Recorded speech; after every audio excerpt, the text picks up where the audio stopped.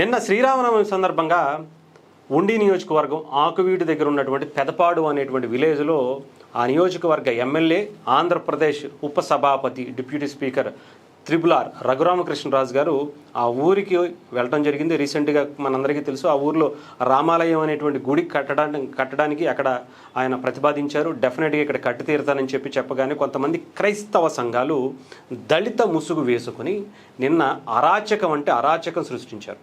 నిజంగా చెప్పాలంటే వీళ్ళ మనుషుల కన్నా సైకోల మాదిరిగా ఒక టెర్రరిస్టుల మాదిరిగా నిన్న చేసినటువంటి కార్యక్రమాన్ని మనం చూడొచ్చు. ఎంత అత్యంత హీనంగా అంటే చెక్కల కంట మేకులు కొట్టుకుని ఆ మేకులు తల వేశారు నిన్న. అసలు ఇంకొంతమంది అయితే ఈ ధాన్యం బస్తాలు కానీ ఎరువు బస్తాలు కానీ ఏవైతే ఉంటాయో అది లాగటానికి ఉంటాయో హుక్కులు ఉంటాయి ఇలాగా, ఆ హుక్కులని నిన్న చాలామందికి దింపేసినటువంటి పరిస్థితి. అటు కూటమికి సంబంధించినటువంటి జనసేన పార్టీ నాయకులు అనిల్ అనేటువంటి వ్యక్తి, గవర అనిల్ అనుకుంటా ఆయన పేరు, అలాగే మిగతా కొంతమంది నాయకుల మీద ఎవరైతే రఘురామకృష్ణరాజు గారి మీదే ఈ దాడి ప్లాన్ చేశారు అది సక్సెస్ అవ్వాలి. వీళ్ళందరూ కూడా అలాగే పోలీసు వాళ్ళందరూ కూడా అక్కడ చాలా బలంగా ఆయనకి అండగా నిలబడినటువంటి పరిస్థితి. ఆయన మీద రాళ్ళు వేశారు. అక్కడ ఉండేటువంటి మహిళలను కూడా చూడకుండా వాళ్ళని కూడా జుట్టు పట్టుకుని ఈడ్చినటువంటి పరిస్థితులు కనిపించాయి. ఇంకొంతమందికి వీపుల మీద ఆ మేకులతో కొట్టినటువంటి చెక్కల్ని పట్టుకుని పొడి చేసి చీర్చేసినటువంటి పరిస్థితులు కనిపించాయి. అసలు ఏం జరిగింది? ఇది అసలు హిందూ దేశమేనా? డెఫినెట్గా కొంతమంది సెక్యులర్ దేశం ఇది, అందరికీ ఇక్కడ హక్కు ఉంది అంటే ఇది ఫస్ట్ హిందూ దేశమే. ఫస్ట్ లాస్ట్ కూడా హిందూ దేశమే. ఇక్కడ ప్రధానంగా ఉండేటువంటిది అందరూ కూడా హిందువులే. వాళ్ళ తర్వాతే ఎవరైనా సరే అనే మాట గుర్తుపెట్టుకోవాలి. ఇక్కడ రాజ్యాంగం ఇచ్చినటువంటి హక్కు అది. మిగతా వాళ్ళు కూడా ఇక్కడ హ్యాపీగా ఆనందంగా బ్రతకచ్చు. కానీ హిందువుల దగ్గరికి వచ్చేటప్పటికి చాలామంది తెగ బాధపడిపోతున్నారు. అదేంటో తెలీదు. రాజకీయంగా హిందువులంటే వాళ్ళ ఓట్లు కావాలి, కానీ వాళ్ళకి సంబంధించినటువంటి ఇలాంటివి జరిగినప్పుడు మాత్రం ఎవరు బయటికి రారు. కానీ రఘురామకృష్ణరాజు గారు ఇక్కడ ఎలా అయినా సరే ఆ పాతబడినటువంటి ఆ పురాతన ఆలయాన్ని తెరిపించి తీరుతాను అని చెప్పారు. కొంతమంది క్రైస్తవులు దళితుల ముసుగులో మీరు ఇక్కడికి వచ్చారు. మేము ఇక్కడ అందరం కూడా క్రైస్తవులు ఉన్నామండి, దళితులు ఉన్నాము అంటే క్రైస్తవుల దళితుల మీరు ఏదో ఒకటే చెప్పండి. క్రైస్తవులు దళితులు అవ్వలేరు, ఇది భారత రాజ్యాంగం, అంబేద్కర్ ఇచ్చినటువంటి రాజ్యాంగం ప్రకారం ఇది అని చెప్పి ఆయన చెప్పారు. దానికి సంబంధించినటువంటి సర్టిఫికేట్ తీసుకురా అంటే అప్పుడు మాట్లాడారు. కాకపోతే దీని వెనకాల మొన్న శ్రీరామనవమి రోజు ఆయన ఆ గుడికి సంబంధించినటువంటి కార్యక్రమానికి హాజరవుతారన్నప్పుడు చాలా పెద్ద ఎత్తున బెదిరింపులు వచ్చాయట. ఆయనకి కావచ్చు, అక్కడ ఉండేటువంటి దానికి సహకరించినటువంటి మిగతా హిందువులకి, అలాగే జనసేన పార్టీకి సంబంధించినటువంటి నాయకులకు కూడా మిమ్మల్ని చంపుతాం, అక్కడికి వస్తే తిరిగి మీరు శవానే వెళతారు అనేటువంటి మాటలతో బెదిరించారట. సరే, సెక్యూరిటీ కూడా ఉంటుంది కదా, అంత దానికి వీళ్ళు అంత స్థాయికి దిగజారలే, వీళ్ళు కూడా మనతో పాటే పుట్టిన వాళ్ళు కదా, అంత మరీ భయంకరమైనటువంటి వ్యక్తులు కాదులే అనుకున్నారు.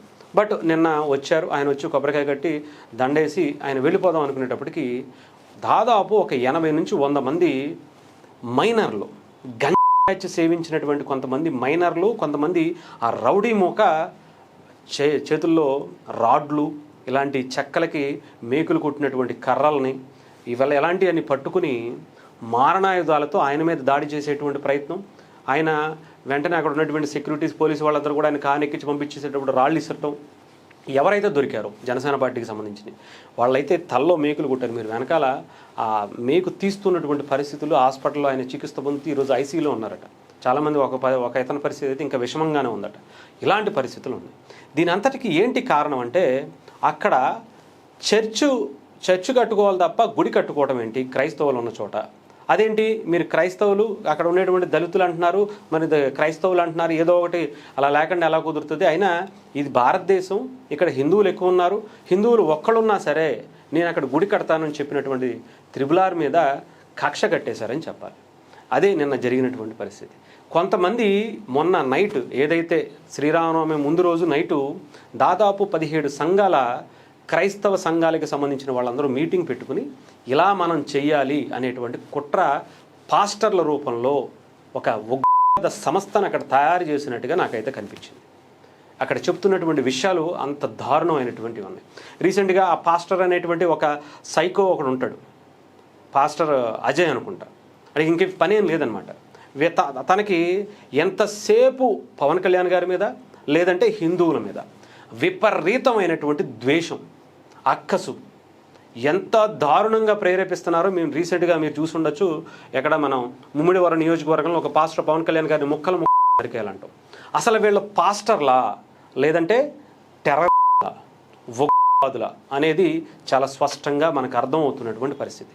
ఈరోజు ఆంధ్రప్రదేశ్లో ముఖ్యంగా ఉభయ గోదావరి జిల్లాల్లో గతంలో ఆ పాస్టర్ అజయ్ అనేవాడు చాలా ఇలాగే మాట్లాడాడు. చాలా క్లియర్గా ఈ పశ్చిమ గోదావరి జిల్లా ఎవరిది? క్రైస్తవులది. తూర్పుగోదావరి జిల్లా ఎవరిది? క్రైస్తవులది. కృష్ణా జిల్లా ఎవరిది? క్రైస్తవులది అని చెప్పుకుంటూ, అంటే కనీసం మేము క్రైస్తవులు అని చెప్పుకోవడానికి భయపడి సర్టిఫికెట్ తీసుకోవాల్సినటువంటి మీరు ఆ దేవుణ్ణి కొలుస్తున్నారా? ఆ జీసస్ను కొలుస్తున్నారా? ఆయనకి అబద్ధాలు చెబుతూ బ్రతుకుతున్నటువంటి మీరు ఆ క్రైస్తవుని నమ్ముకున్నారా అనేది ఆలోచించుకోవాలి. కనీసం మీ ఐడెంటిటీని కూడా మీరు చూపించుకోలేనటువంటి మీరు క్రైస్తవులు అవుతారా? సిగ్గు లేకుండా ఎందుకు ఇంతలా మాట్లాడుతున్నారు నాకు అర్థం కాదు. ఇక ఒక వీడియో నాకైతే వచ్చింది, మీకు వినిపిస్తాను. ఒక అమ్మాయి ఒక చర్చ్ పాస్టర్ చెప్పాడట ఆ అమ్మాయికి, ఒకసారి వినండి. మనుషుల్ని చంపం కానీ గుడులు మాత్రం గుళ్ళను కూల్చేస్తారు. ఎవరు చెప్పారు గుళ్ళను కూల్చామని? అలాగని కాదు సార్, మరి అది ఒక అంటే ఒకటి దేవుణ్ణి మీరు పెట్టుకుని ఆరాధిస్తున్నారు.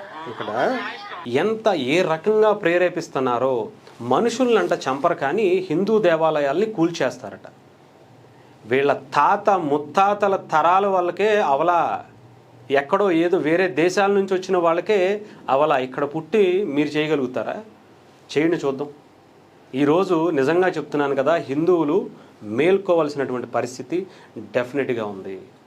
ముఖ్యంగా దళితుల ముసుగులో ఈ ఎవరైతే క్రిస్టియన్స్ ఉన్నారో వాళ్ళు ఎవరా అనేటువంటి ఐడెంటిఫికేషన్ చెప్పేటువంటి పరిస్థితి ఇప్పుడు దళితులకి వచ్చింది. అసలు సిసలైనటువంటి దళితులకి అన్యాయం చేస్తున్నటువంటి ఈ దళిత ముసుగులో ఉన్నటువంటి క్రిస్టియన్లని బయట పెట్టాల్సింది దళిత సోదరులే డెఫినెట్గా. ఎందుకంటే వాళ్ళకి రాజ్యాంగం కల్పించినటువంటి హక్కులన్నీ కూడా వీళ్ళు తన్నుకుపోతున్నారు. అన్నీ కూడా వాళ్ళకి కాకుండా వీళ్ళు దోచేసుకుంటున్నటువంటి పరిస్థితులు ఉన్నాయి. దీనిని గనక మీరు అరికడితే ప్రతి దళితులు కూడా, ఎవరైతే అసలు సిసలైనటువంటి హిందూ దళితులు ఈ దేశంలో ఉన్నారో వాళ్ళందరూ కూడా డెఫినెట్గా గొప్ప స్థాయికి వచ్చేటువంటి రోజులు వచ్చాయి. ఇదే సరైన సమయం కూడా. డెఫినెట్గా హిందూ దళితులు ఎవరైతే ఉన్నారో వాళ్ళందరూ కూడా మేల్కొని ఇలాంటి దళితుల్ని బయటకు చూపించి ఎండగట్టి మీరు బయటకు తోసేస్తే డెఫినెట్గా మీ ఇంట్లో ప్రతి ఇంట్లో ఒక గవర్నమెంట్ జాబ్ అయినా వచ్చేటువంటి పరిస్థితులు ఉంటాయి. గుర్తుపెట్టుకోండి, దయచేసి మేల్కొనండి. డెఫినెట్గా దీని మీద సీరియస్గా ఆలోచించాల్సినటువంటి పరిస్థితులు అయితే ఉన్నాయని మనకు అర్థమవుతుంది. సో ఇప్పుడు ఉన్నటువంటి గవర్నమెంట్ దీని మీద ఎలాంటి యాక్షన్ తీసుకుంటుందో అనేది కూడా మనం చూడాలి.